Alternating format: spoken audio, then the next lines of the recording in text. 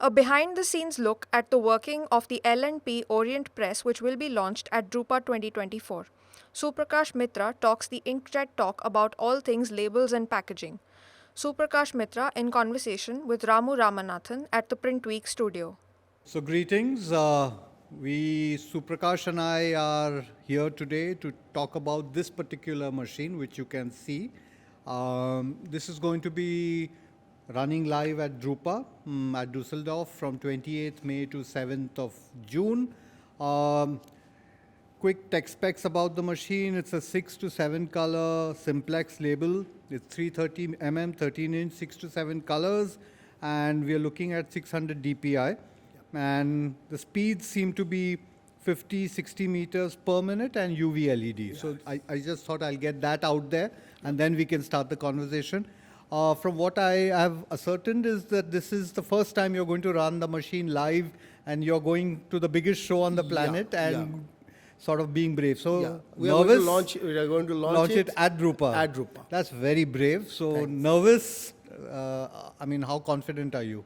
110%. Okay, all right. We have run this machine quite a long time. Okay. In our workshop. Okay. And we got samples printed. We are confident about 100% confident about the machine. Got it. So one quick question before I again come to my set of questions is, from this pictorial image, what I see is the height. So two things. One is, what is the footprint, and why this kind of height? I mean, why do we need so much of height on the machine?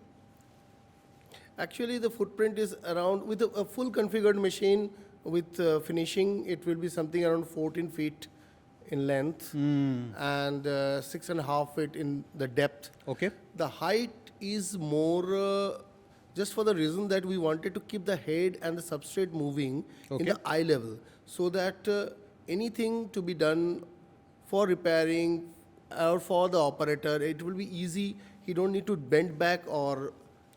Very nice. So it's just to put it on the eye level, we have kept this. So convenience of the operator. The convenience of the operator as well as the engineer. Of course. Makes a for lot of sense. For maintenance and everything is required. Makes a lot of sense. So I think we should get straight to the crux of the matter, because I think what generally happens with, especially for UV inkjet label, is, substrates.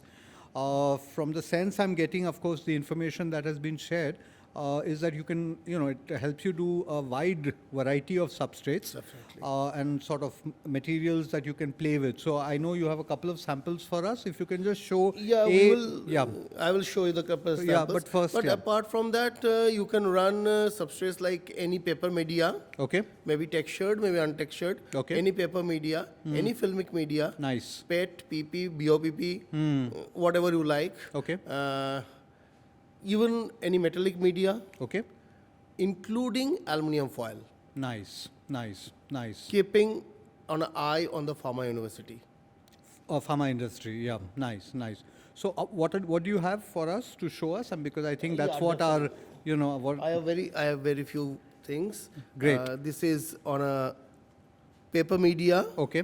This is on a metallic media. Nice. I think it's shiny. You can see it. Yeah, nice. This is a clear on clear media. And so for clear on clear, it's a white first. It's a white base. Okay, nice. It's a white base. Right. You can see it from here. Yeah.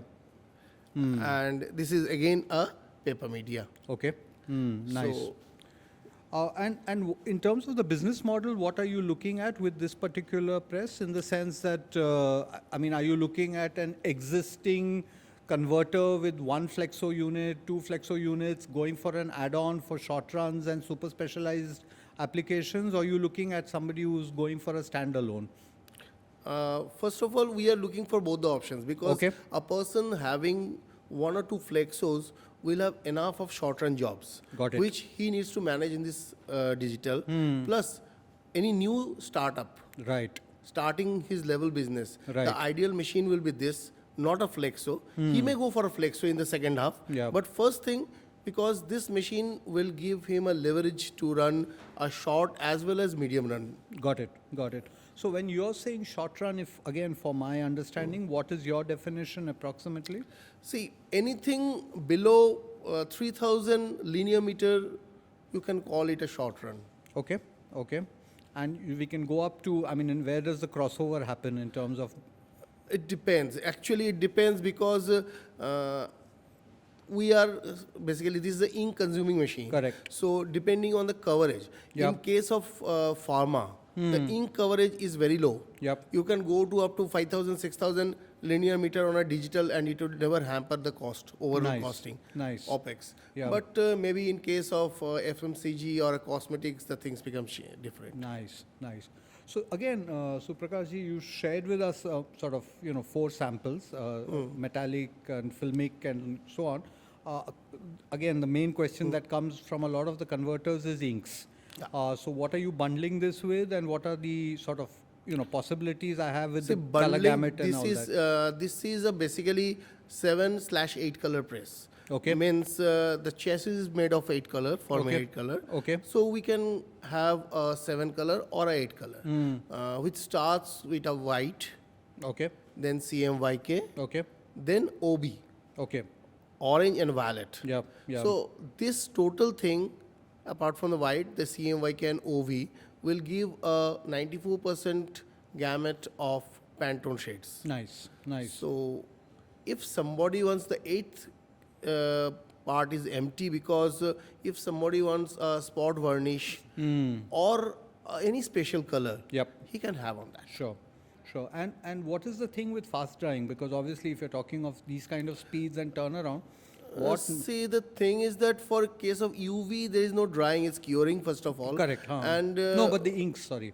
Don't it's the a inks? UV ink. Correct. So it's a curing thing. Right. So what we are having, that we are having pinning after each color, so the ink doesn't blot or float. It stays in its own position. Yep. And finally, I'm curing the full thing together. right. So it's at the speed of 50/60 meters. It dries perfectly. Got it. It cures perfectly. Right, rather. right, right. And again, I mean, this is something that we discussed earlier with the, C series, Yeah. the RIP. So just for my understanding, is the RIP the same as what you have for the C series? No, this is a different RIP. Okay. But same from the source is same. Okay. We are getting it from Arden only. But it's a totally different RIP, because C series was a duplex machine, first Correct, of all. This is a correct. simplex Yep, machine. yep. Secondly, C series used to handle only maximum 4 colors. Yep. This can go up to 8 colors. yep, And white as a special color. Right. So, and plus, this particular RIP will be able to handle color calibration and color optimization because of the accommodating Pantone shades. Nice, nice. And I mean, I know that now a lot of these presses come bundled with, a sort of brain cell attached to it, in terms of, monitoring how many substrates you can keep there, previous job records, etc. So in that sense, what is the kind of repository that the press See, will have? history, as we were talking of job history Yes. and profiling history. Yep. In both of our cases, means for C series as well as L&P series, the substrate calibration history, Yeah. you don't need to do it again and again. Correct. Once it's done, you can keep it in a library. Right. And you can recall whenever it's required. So Sure. no wastage in that way. Yeah, And for this also the same. Right. And job, as long as your server allows, you can keep the job as a storage. Otherwise, I will suggest, if somebody needs a constant repetition of job, Yep. he can have an external hard disk or external Right. source to save it. Yeah, that's a sensible thing to do. And again, I mean, you've done a lot of test trials. What you showed me so far seems to be very, very interesting. What's the kind of feedback you've got, with customers with whom you've had conversations? Because typically it is, this comparison with Flexo in terms of image quality, in terms of vignettes, in terms of tones, etc. So what again? As far as my experience, customers are really happy with this. Yep, yep. Only concerned about the cost part. Right. But the quality part, they are over happy. Right.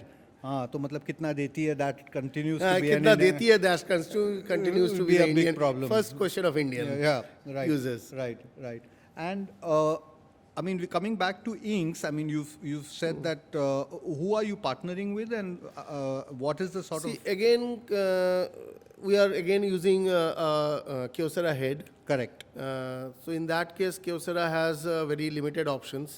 They have only 3-4, maximum 2-3 companies Sure. or ink manufacturer. Yep. So again we have to toggle between Toyo, Sakata, and 2-3 Right, more right. to satisfy their requirement. Right.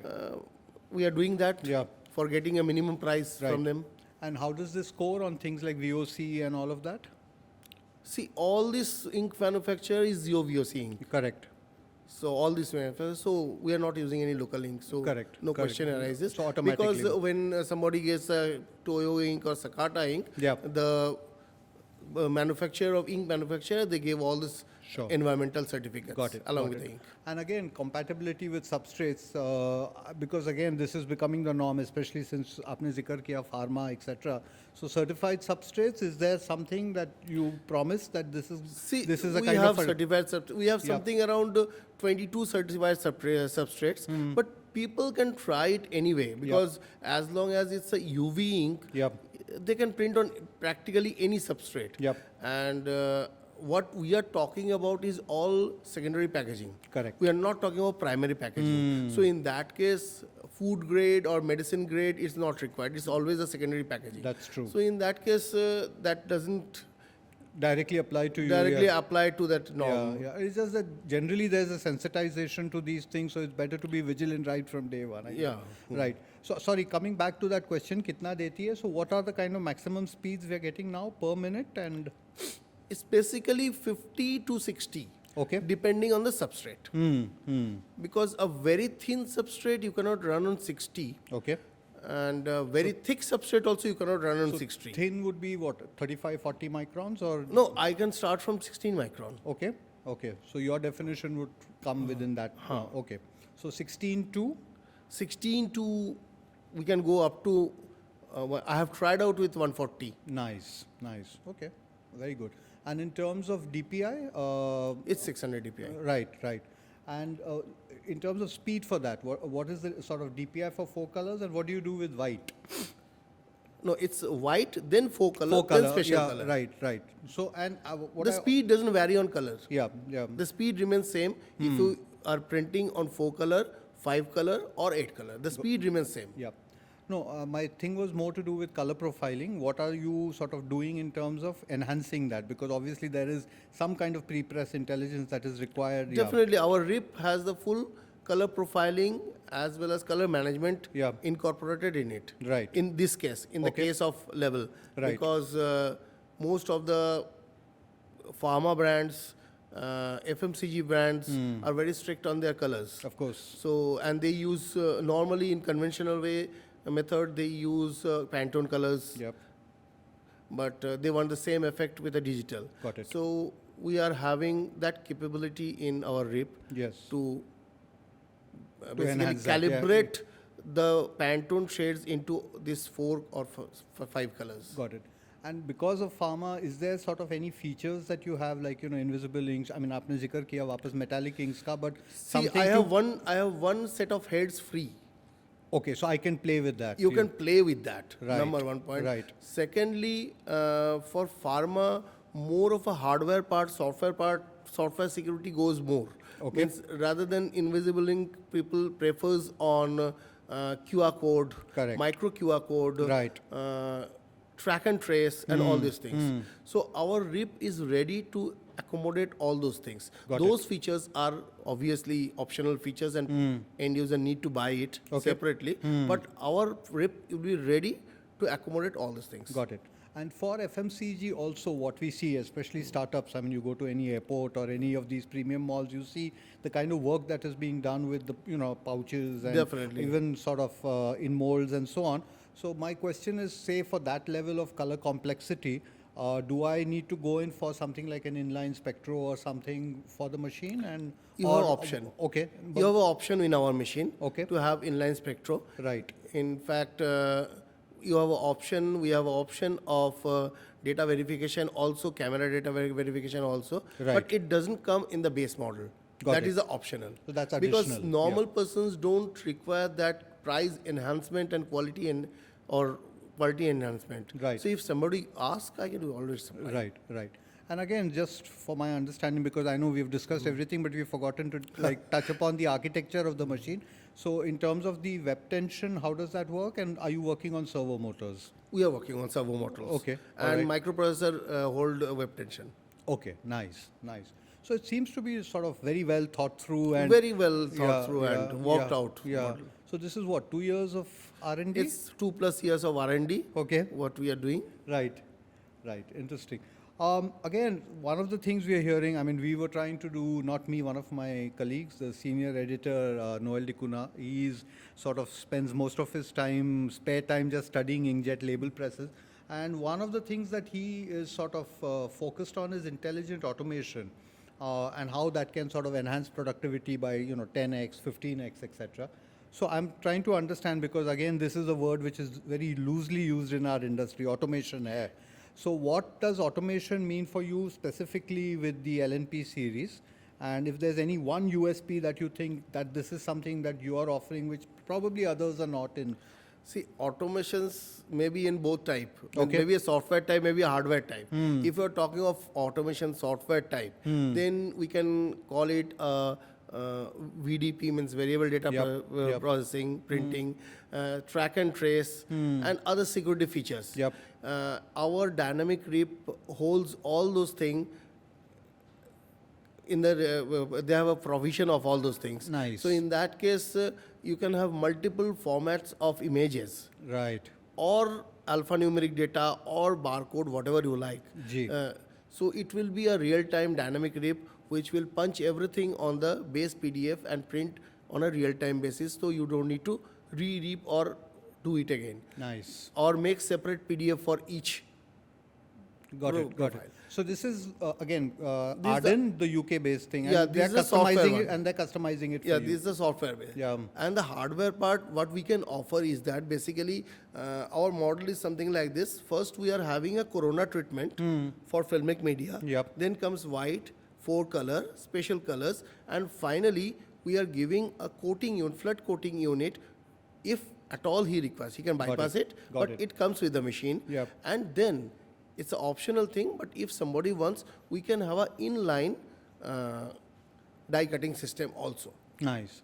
So if there is a complex job, I am in a position to color profile and send job to the thing, I mean, make it talk to the press and get it running in less than what, 2 minutes, 3 minutes, 4 minutes, 5 minutes? Definitely. See, if you have a, let's assume you are having a job of 7 colors, 8 colors. Okay. What you have done in pre-press. You are not doing any color profiling. Okay. You are simply firing it to the rip Got it? with a hot folder. And the rip on a real-time basis will convert it into the available colors what it has with it, Yeah. and start printing within 1 minute. Got it. Got it. Nice. And I mean, servo motors you've mentioned. What kind of controllers? Sorry, I mean, these are questions that are just coming in no sort issue, of. no issue, no yeah, yeah. It's almost as non-linear as your press, huh? Yeah. So, what kind of controllers are we using to drive the engine? So basically, it's a microprocessor-based controller. It's Okay, all nice. digital controllers, Nice. which maintains the web tension. Nice. Because when we are talking of something like 16 micron to 140, 160 micron, Got it. You need to specify the parameters in the before running the reel, and the machine will adjust everything itself. So Nice. the operator doesn't need to rework on it and or do some profiling separately. Got it. Once the first time the material was used, substrate is used, he needs to do the profiling, Yep. which does the thickness, color profiling, and everything. And he needs to save it in a library. Yep. So repeated use, you just recall it from the library. That's all. you have Nice. done. So I think our interview is sort of almost finishing. So since it's almost finishing, we'll probably focus a little bit on finishing. What does the press have to do in terms of finish? I mean, what are you offering as your sort of inline for finishing? It's mainly Inline finishing, dye-based? we are offering a optional die cut facility. Okay.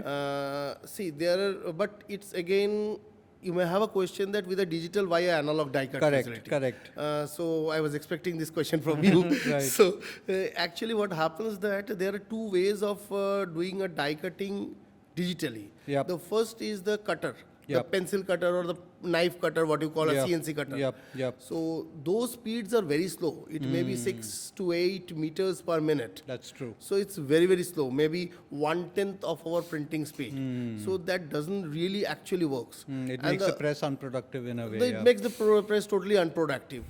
So, and the next way, what you have, the second way, what you have is the laser cutter. But that Laser cutter is good enough, but it will leave a burnt mark at the border. Ablatives, So there are problems there. So better to have an analog cutting technology with the thing, which I think analog die making are done within 6 hours in India, everywhere in India. So it's very easy. So we've sort of spoken a lot about the press being customized, etc. Now also I think what's happening is instead of people going in for a newer press, sometimes they just prefer an upgrade because there is the habit of, utilizing one. So are there options for that if you like on the fly want to just upgrade it or make the machine more sophisticated? So you go with a base model and then you add features to it? No, what we can have, just like I told you, the press, basic chassis and motors and everything is meant for a 8 color. Got it. So if somebody wants to have a 6 color press and after 2 years, after 1 year, he want to upgrade it to 8 colors, that can be done field upgradable. Nice. But the only thing is that the rip has to be again recalibrated or changed as per the thing. Okay. And that would be done by the TPH team? Definitely. Right. Definitely. Okay, the other thing is again, large labels, sleeves, I mean, we have a ecosystem out there in India, which is mainly flexo. To some extent, some of the offset guys try to do some of this. So, I mean, and flexo in the recent years, we've seen it sort of hit a sweet spot. How difficult do you think it is for the industry to adopt to a new technology, number one? And B, how quickly will it be up and running and more people say down the line, if you're having this conversation 2 years, 3 years later, that you find that shift that everybody's been talking of from flexo to maybe digital happen a little quicker? See, the main factor, what I find in shifting from a conventional to a digital is the OPEX. Presently, it's on the higher side compared with the conventional one. We are trying hard to make it much lower than the other digital suppliers. So my target will be not to compare. You're trying to look at the spreadsheet in terms of OPEX or CAPEX? The capital investment into the machine or the running cost? The running cost, okay, which really bothers people, end user.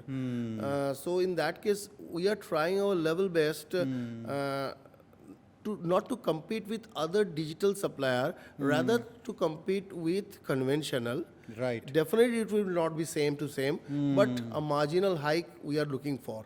So unless and it's a basically chicken and egg story. Got it. Unless and until people come down with a better pricing, end user will never go on that. Got it. No, I mean, and you have, I think, 20 odd years ago when you have been working with some of the big brands, right? Yeah, definitely. So, I mean, two things that you probably are also aware that they don't mind spending.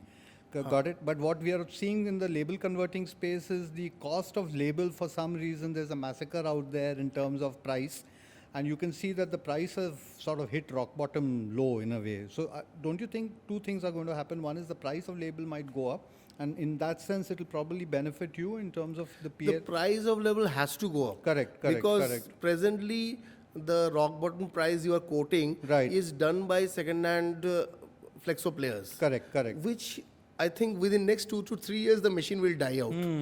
So they have to have a new option. Got it. And secondly, the quantity of level is going down like anything because of the POD, print on demand printing. Nobody wants a warehousing and extra wastage. So more SKUs, more shorter SKUs runs, and the shorter runs. So people have to go for this inkjet system. There is no other alternative. Definitely, people individual will wait for the right price and right time. But the time, I think, has come. Got it.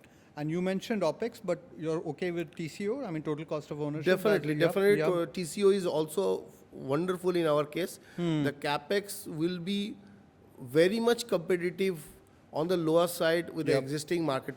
Right. So any final thoughts? I mean, you're sort of, we are doing this on the cusp of Drupa. Anything that you would like to tell the label converting industry? Any message from you, your team, from TPH that Of course, to come to the stall, and what should they expect? No, people should visit our stall, have a live demo, and take samples. And I will definitely be interested if somebody contact us after Drupa. We will be happy, more than happy to have their samples printed and answer all their queries and solve all their problems what they have. And honestly speaking, this will not be a tough thing, or this will not be a much different thing than the existing conventional. Got it. On that note, thank you very much. Bo balo bashi. Thank you. And danka. And see everybody at Drupa. Thank you.